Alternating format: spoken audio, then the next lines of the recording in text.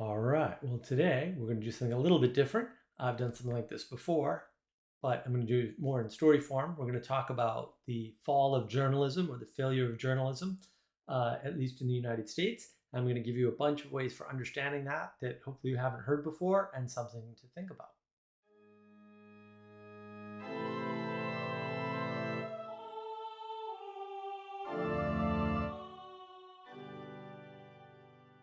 So I conceive of the fall of the fourth estate in a sort of a different way from most people, right? So one of the things is I'm drawing on some of the topics I've talked about before, like signaling. I have a video on that, right? And why that's important to us. And that plays into the story of what I witnessed personally, right? In terms of the fall of the fourth estate, right? Or the collapse of journalism or the corruption of journalism might be the best way to say it. And this also plays into what moves us more, right? Which I would say is the unconscious. And I have a video on conscious and unconscious. And so I want to tie some of these things together, including some of the other concepts from things like postmodernism and some of the other videos I've done, right? Just to give you an idea of how I view these things. So I'm going to tell you a bunch of stuff. I'm going to make a bunch of claims. These are things that I witnessed, the thoughts that I had mostly in the moment, right? I could be misremembering some of this stuff. I'm not sure I'll get the entire timeline correct, like last time, because I did do this sort of once before. You know how I sort of think about things. That's another video to reference if you like this style in particular. So let me just give you a little background. I used to watch all the 24/7 news organizations, like all at once, all the time. And I would compare, usually in my head, sometimes I'd take actual notes, because I do occasionally take notes, what the stories were saying and how they were different. And then I would calculate what I would call skew. So you'd have a skew between the same story on CNN and Fox and MSNBC, and I'd have a skew number for each. And I'd be like, okay, well, that's, I'm not saying that you can take, say, Fox and CNN and in the middle is the truth. I don't believe anything like that, right? I believe, however, that you can measure bias. And because bias is inevitable, you kind of have to measure it. Nobody doesn't have bias. They might not exhibit a bias about a particular thing, but that's a trickier thing in my mind than to just assume they're biased, have a measurement for it. It's roughly correct, but 80% of the time, 80% is close enough for me. I'm a pragmatist. We calculate casualties and errors first, right? We're not idealists. Idealists think the world can be perfect, right? And that's how I would figure out what was going on in the news for real, right? And it's pretty accurate, right? Then I have to do so much research because a lot of this news stuff, if you want to be accurate with the news, just involves a lot of research on your part, right? To find the bad framing. Is that really what the person said, right? What was the full quote of the person, right? Things like that. And I sort of went over that, right, in that last video I was referencing about basically, what went down. We'll say with Obama and in Cambridge in particular, and the beer summit, right? A lot of that stuff is, we're taking snippets of information, we're leaving out key points, right? It's lies by omission primarily, not lies by telling you something that isn't true, but just by losing a bunch of context. Again, very postmodern. So in this case, I want to talk about journalism and what I saw when it fell, and I can make a case, which I'm going to do here, for when exactly it fell and why and how.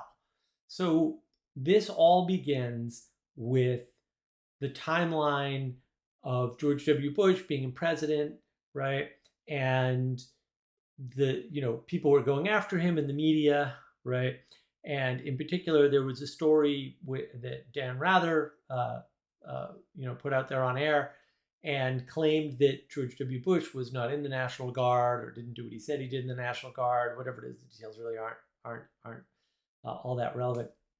And it was based on some documents, and those documents were later found to be forgeries. Now, the problem with that framing that I just used, later found out to be forgeries, is that is technically incorrect. The producers working on the story, were told they were forgeries before they used them. So they knew they were forgeries, right? They were aware of this fact. They had sent the documents off to a couple of experts who came back and said, these are definitely forged documents. Definitely. Okay. So it wasn't found out later, right? It was later revealed, right? And so you can see how framing plays a role. Oh, wait a minute. It was revealed not only that they were forgeries, but that the people who published them and claimed they were authentic knew they were not authentic, because there's three different conditions in there, right? One is an honest mistake was made and somebody was told they were authentic when they weren't, right? Uh, Two is that nobody checked to see if they were authentic, and an honest mistake was made, or maybe two mistakes in that case, I would say, right? And three is this condition of no, you did the right thing and you were told the right thing and you proceeded as if that wasn't true. That's many more crimes in my mind, right? That's a bigger chasm to leap. So you might say, oh, well, Dan Rather lost his job over this. And yeah, roughly speaking, he did. And he was blamed for it. And like, fair enough. And they didn't really like Me Too him. That wasn't a thing. But they did say, well, he was tyrannical and this is why this happened. So they made an excuse to blame him. Now, the problem that I have with this, and I was never a particular fan of Dan Rather, believe me, is that it's probably unfair to Dan Rather. Like, it doesn't look like he knew that the producers who are responsible for fact checking and feeding him his information uh, were told that these documents were forgeries. So if he didn't know, then he's guilty of trusting bad people at the very worst, and we all do that. So, like, okay, maybe, but there's a point at which you have to trust people. Like, you have no choice. And there might be good reasons to trust people because they've been trustworthy in the past. Fair enough. Or they were trustworthy enough that they never got caught, right? And this happens all the time. So why is it important that Dan Rather got in trouble? Well, the producers who did the bad thing didn't get in trouble, or at least not to the degree that Dan Rather did. And maybe they lost their jobs. I don't think so, though. There was no shakeup at the network, right? And you may say, well, why does that matter? That happens all the time. No, I don't think it does. And that's the problem. And this goes back to signals. So let's suppose you're an insider in the news media. And I've had contacts with people inside the news media on and off for years. I'm one of those people that actually contacts people who write articles or publish articles. And I say, hey, I noticed some funny things about this. Can you tell me more about your story, sort of a thing, right? And sometimes I actually get responses. And they're rather helpful in understanding what people are thinking, what's going through their minds. So that is to say, I have done my research, not on this particular thing, because I didn't think I needed to. I thought that all the facts, or at least enough facts, were known. You can always add facts, but actually you just usually need a small number of facts to know what to do. And more facts just confuses the issue. So in this case, I think I have enough facts. I didn't really do any digging. I've done digging in the past. I understand, roughly speaking, how these people tend to think and how they tend to make their errors.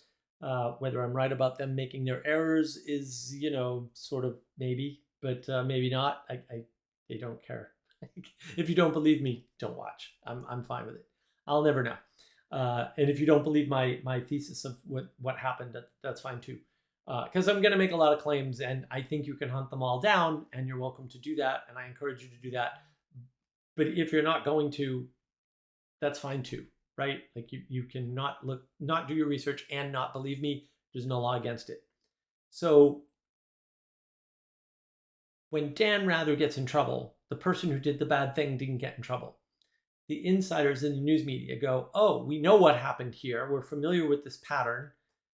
We respect Dan Rather, and we know full well that the presenter on the screen has no idea about the authenticity of documents, because we work in the industry and we know they almost never know that.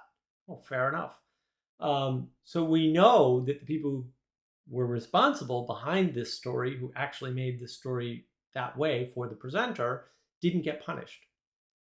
Now, bad media, lying in the media happens all the time. The New York Times is in a scandal every 10 years, like clockwork, where they got caught fabricating stories and plagiarizing. You can just look at this. I mean, and the New York Times would report on itself, right? Like, oh yeah, we got caught doing this, and here are the changes we're going to make in our organization. Now, what didn't happen in this case was that second part. Here are the changes we're going to make in our organization, right? The right people did not get fired or let go. as had happened quite frequently in the past. I'm not saying it happened every time, it doesn't have to happen every time. The importance of the signal is, well, here's a news organization making up a story about a political person they don't like, and knowingly making up a story and knowingly publishing that story, right? And then getting caught and not admitting to doing this knowingly, and then not getting punished, or at least the right people aren't getting punished. So they give up their sacrificial person, Dan Rather, right, who's the head. So it's easy. Oh, look, he's the guy on the screen. He must have be the one responsible, right? And made up all these stories which had never surfaced before then about him being tyrannical and forcing news stories to go a certain way. And he may have done that. I'm not saying he didn't, but a little late to complain now, huh? Like maybe do something about a problem when you see it, and not after it's convenient to get on the train with everybody else. It's suspicious behavior all around. And I'm not saying it's invalid or you should never believe that. I'm just saying if somebody didn't speak up before, how important was it to them, and what did they get out of not speaking up earlier, right? What did they get out of that? So this sends a signal to these people inside the media that says, we can make up stories and we're not going to get held accountable. Like, there's no downside to this. Now, it just so happens coincidentally, and maybe they don't even know this or realize it at the moment, right? And look, this is some time ago, so like fair enough. But making up stories is a way to get attention, because you can be rather bombastic and make outrageous claims, and that gets more viewers or more clicks or whatever, right? And so the field of affordance for people sort of making up stories becomes opened in a way it was not before, because the news media used to hold itself accountable, right? If one outlet did something bad, the other outlets would report on it and said, hey, there's a scandal here. Now, these are friendly people because they get together and they all know each other, and there's friendly rivalry for sure, but they're basically a brotherhood. And they talk about it that way, or at least they used to. And, they wouldn't unnecessarily throw their fellow journalists under the bus, or even appropriately. Sometimes they'd protect their own because, look, people make mistakes. And I know this guy, so I believe it was an honest mistake, even though maybe it wasn't. Maybe you don't have a way to determine that. Fair enough. So they see this behavior. They see this pattern and they say, oh, well, we can participate in this new pattern of we don't have to worry about being punished. And when we make up stories out of whole cloth, we can just retract them and no one's the wiser. And in the meantime, we get viewership, or we get clicks, right? Or we get attention, or whatever, right? So this is good for our industry. And I think that accelerated bad journalism, because there was no barrier for bad people to fabricate stories knowingly and deliberately, for purposes outside of those of the values and virtues of journalism.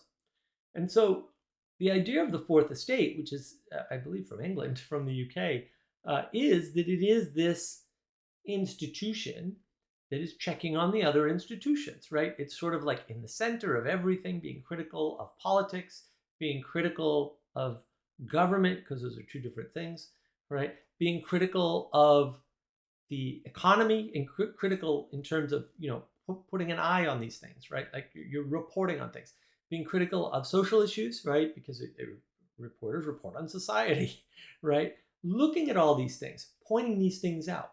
So it played a role. And the virtues and values were, well, we're going to try and at least state our biases and try to steer away from them as best we can, right? And try to give at least two sides to the story. Now, I would argue that there's more than two sides to every story. That's a different argument. I won't make it here. I'll just state it and move on.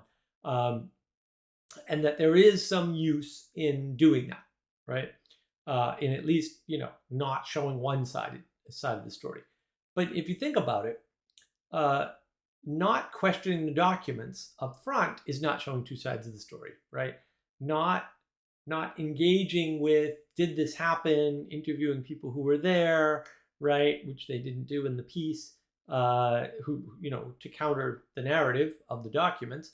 These are all bad faith, right? These are all bad faith attempts, because They didn't really do the research that the virtues and values of journalism before this period, although they weren't always followed because they're ideals and we're not perfect, would dictate, right? It would dictate, you got to get some interviews going. You got to get people who have a different view and let them at least give them some airtime, right? And you've got to make accusations to people who can defend against them or at least have the opportunity to do so. If people are given the opportunity to decline, you should report that for sure.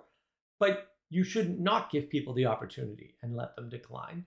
And I'm not saying that happened in this case. I'm not talking about that. I'm just talking about the virtues and values that weren't at play here, right?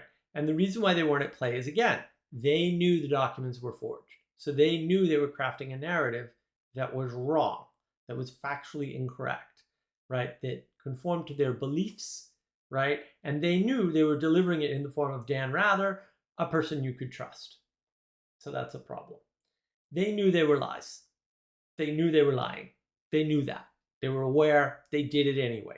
That's a loss of virtues and values, right? Now, does that mean overnight everything changes in the media? No, it doesn't. But I think an incident like that starts a slow rot where the people who still have a sense for virtues and values, but also have a sense that, well, look, the rules have changed because I'm really not going to get in trouble. They start doing that, right? And then the newer people come in and maybe they're ideologues or maybe they're virtuous and they see this behavior and that, the scales fall from their eyes, right? They suddenly become open to the fact that the journalism thing is all a scam anyway. So why am I here? Well, I mean, it gives me money. So maybe I should just make as much money as I can.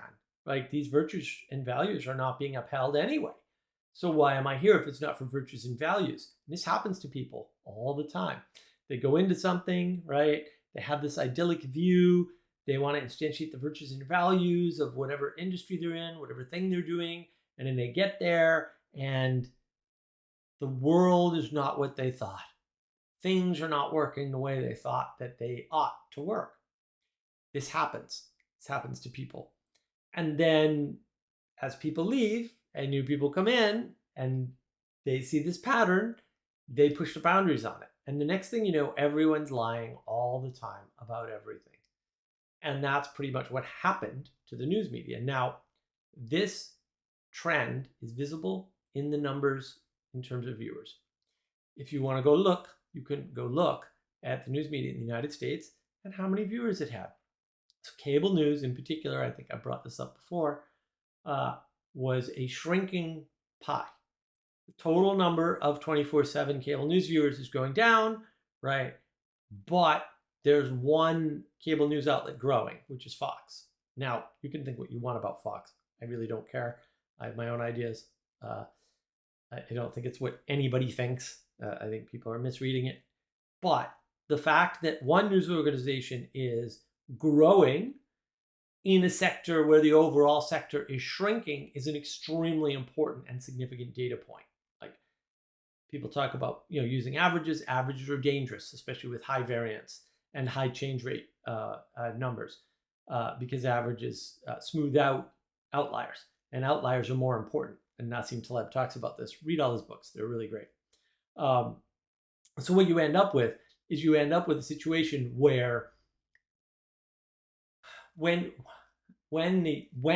you have an outlier that's growing in a shrinking industry that tells you something about the industry, and it should tell you something about the outlier too. Where are people fleeing on the sinking ship? Like what's the highest point? Where's the most virtue and value that they're looking for? That's what it tells you, right? It tells you that this is the area that the viewers think has the most closest ideal to what it is they're looking for. And again, you can think what you want about Fox, but that's what the data shows. And if you look, it was a 20-year decline, at least, maybe at this point, it's a 25-year decline in engagement with cable news. So, you have the dawn of cable news, 24/7 cable news, right? That's Ted Turner, right? He starts CNN and builds it into a business. Now, there's some question over to whether or not it was ever profitable on its own or ever would have been. And maybe it was for quite some time. I don't know. People do funny things with accounting. We've got companies like Amazon that's never been profitable, uh, and continues to thrive despite that through investment. Um, Ted Turner, TNT Networks had a crash. They broke up. There was a lot of problems. So was he a great businessman? Maybe. He certainly pioneered a few businesses. Did he overextend? Maybe. Don't know. Is that the full extent of what happened? Maybe. Or maybe he had a profitable business that was only going to be profitable for a few years. And maybe he didn't know that, right? To be fair, like I don't know. Or maybe without him, it could never be profitable. Or without all the pieces working in concert, it can never be profitable. I don't know. But I do know that that entire industry shrank. So there was an industry that was built up, and in less than a generation, it shrank and kind of went away, right? And that's what you saw. So that's what happened. And the question is, well, why? And again, I think it was a loss of aiming at virtues and values, right? Due to this incident with George Bush and this political partisanism, right? That happened. There's no reason for a news organization to not do their homework and not do their research, or do their research and, quite frankly, go forward with a story they know is untrue. And there's no reason for that, right? But when it happens, there is a signal sent to everybody watching. Oh, these people lie and they know they're lying. Okay. And maybe they don't put that together, or maybe they can't articulate that, but I think they sense it. And I think that shows up in participation. Right, which is why you see more and more people leaving the 24/7 news cycle at a certain period of time, right, as it becomes more and more corrupt. And I would argue that, for a long time, and this is published, I don't remember when I last read it. It's not true anymore, by the way, but it was true. The newspapers and the news organizations had doubled the number of corrections they were publishing. Doubled. That's pretty interesting. So they themselves know that they were making twice as many mistakes as before. And you can say, look, Mark, might not have been. Maybe they got more stringent. No, they didn't. They didn't. That didn't happen for sure. I was writing to ombudsman of papers and news organizations, and saying, hey, I noticed this, and this is a little inconsistent, and what do you have to say for yourself, right? And that I had been doing that for years, on and off, not something I like, every month, right? Nothing like that. And what I saw was a shift, right? Eventually, they just didn't care. They would say, yeah, well, we feel that the story was okay anyway. And I'm like, okay, but 2 years ago, I would have gotten a response with some references. And now you're not even giving me references. You're just saying, yeah, we feel it's okay, so it must be okay. And that's acceptable to you? Because it's not acceptable to me. Not when it's a change from giving me references. Here's why we backed up our story, right? And, sometimes those references were bogus, or they were the opposite of what they said. Fair enough. Like, people make mistakes and people have different interpretations, and I'm okay with that. But to not even give references, to not even justify yourself with anything outside of, we felt like the story was good, that's a problem. That's a shift away from virtues and values. It's a shift away from personal integrity. It's a shift away from these important things. And I saw that. That happened. It's measurable. They're not printing as many retractions as they used to, from what I can understand, or corrections, errors and omissions, however they call them. And that was noted, but it did double for a while. And that was notable. So these are all indications to back up my thesis that over time, because of the signal, it got more and more corrupt. And things don't corrupt right away. Like I said, this stuff takes time. But it seems to have happened, and it seems to have happened at a pretty steady rate. And if you go in and look at viewership for mainstream media, whether it's newspapers or 24/7 news cycle or whatever, there's this 20 or 25-year downturn. And it happened. And you can measure it. And you can just look. And people vote with their feet. Right? And they're saying, we don't trust the news media anymore, so we're not going to watch your stuff anymore. And who do they trust the most? Fox. Why? Well, there used to be evidence that Fox was actually fair and balanced. And you can argue with the measures that University of Michigan used to use, if you want, but at least they had some, right? And one measure is better than no measures,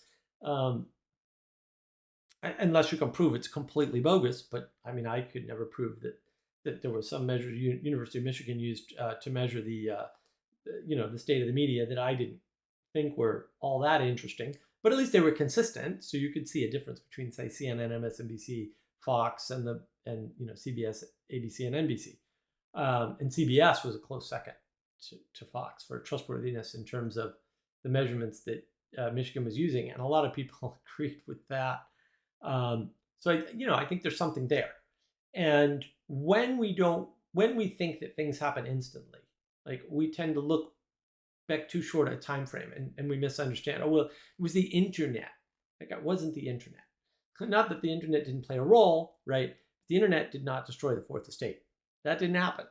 The fourth estate destroyed itself. The internet, which was already there, came rushing in to fill that void, right? When people don't trust you anymore, they're looking for information elsewhere. And if you're looking for information elsewhere, you're going online going, yeah, I don't know, is there something in here, right? People start doing searches on things. And little known fact, Google keeps track of the searches you do on things. And you can use that tracking to figure out what to do YouTube videos on. YouTube tells you this, by the way. I've watched 3 videos within the past year talking about this phenomena. This is how to grow your YouTube channel. Look for what people are searching for and do a video on it. So the act of searching changes what's out in the space. So it's not necessarily that, people can now search and then if they're searching, they're unsatisfied. That makes creators go, I can create off of this, right? And you can look at sort of the revival of the fourth estate. So I talked about the fall of the fourth estate. You can look at what rushed in.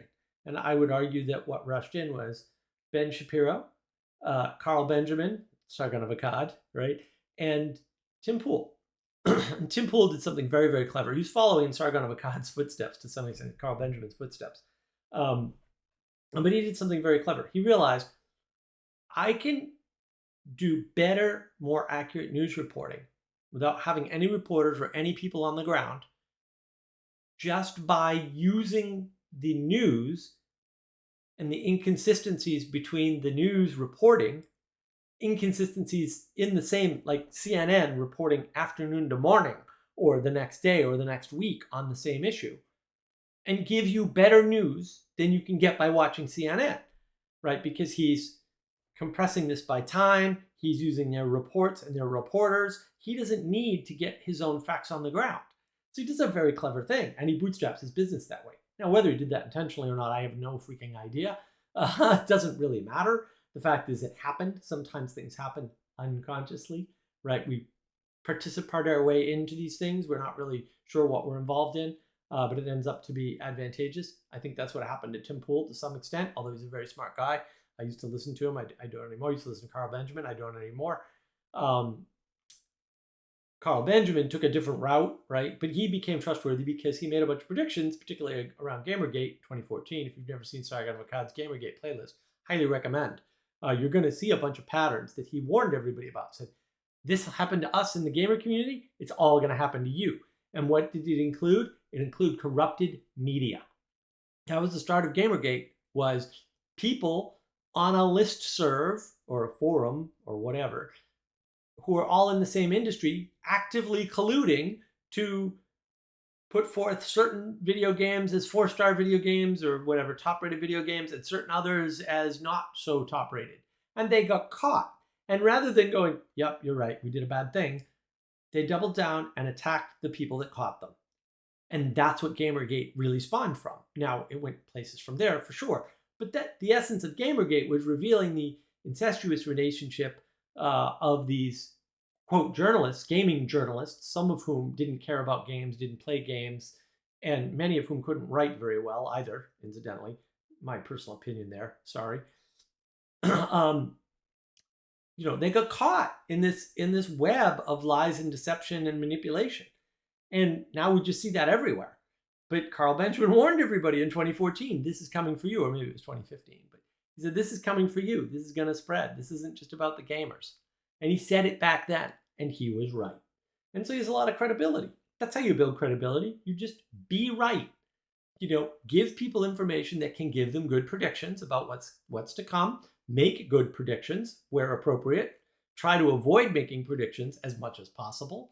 right? And you'll do good journalism as long as you stick to the values and virtues of what you're trying to engender, which is a balanced, fair approach, well researched, right? So you're not just sort of throwing that out there, unless you state, this is just my opinion. And you'll notice I try to do that. This is my opinion. This is stuff you can look up without my help, right? Those are the virtues and values, right? To hold systems to account. Because if there is no system for holding other systems to account, we all lose. And in the past, maybe the king had the court jester to hold him to account, right? He had the council to hold him to account to some extent, right? That's better than nothing. I know it's not perfect. I know we can all complain about things forever. It's very easy to do, but I prefer not to. I prefer to think about, well, what's the best possible outcome that isn't idealistic, because I'm a pragmatist, right? So I think that story of Dan Rather, that story where he basically got punished for something that probably wasn't entirely or maybe even at all his fault, and then the other people in the industry seeing that rot in the system, seeing that lack of corrective behavior, and they didn't correct it either, right? Like they didn't do their due diligence and say these producers need to be fired immediately and should never be allowed in journalism. That really didn't happen. And I'm not saying no one did that. I'm saying that there should have been an outcry of the industry to protect itself. And it didn't do that, right? I would argue the same thing happened in the legal industry years ago too, right? They know there are bad actors and they're not getting rid of them. And when you're in the fourth estate and you know there's a bad actor and you're not just screaming to get rid of them, you're encouraging the bad apples in your own barrel. You deserve what happens to you. So if the fourth estate fell, and I think it did, that's too bad. They did it to themselves. They should have stuck to their virtues and values, and they didn't. So that's my thesis. That's my story. I hope you found it helpful in understanding, if nothing else, how I think about these things and how they unfolded in the moment for me. This was another one that was clear when it happened. I was like, I don't buy it. I didn't buy the story when I first saw it. I knew there was something wrong with it. It was probably something to do with the lack of balance. I don't remember off the top of my head exactly, but I knew it was BS from day one. And I'm very good at spotting BS stories. It's pretty easy to do for me now. But I have a lot of practice. I practiced for decades, and that counts for something. So hopefully that gives you some sense of why I think the fourth estate fell, where I think the new fourth estate is, right? And why that happened, right? And it's not just the internet killed my business. I don't think that's an accurate and fair way to think about it. And maybe you disagree.